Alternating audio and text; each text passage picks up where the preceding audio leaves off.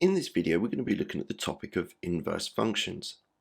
I've been given the function 10x plus 11. Let's consider this for a second. I start with x, I multiply it by 10, and then I add 11. And I get a function value, which I'm going to refer to as being y. An inverse function, denoted here, is basically going the other way. So I start with my output value, I subtract 11, then I divide by 10, and I get my input value. Algebraically, this is x is equal to y minus 11 all divided by 10.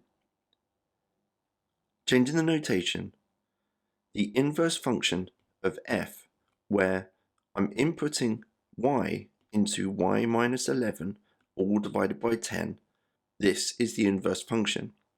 Now I used y as my input value of the inverse function, but it could have well been x also. I've now answered the question. Pause the video here and have a go at the question on the right hand side. When you're ready for the answer, press play.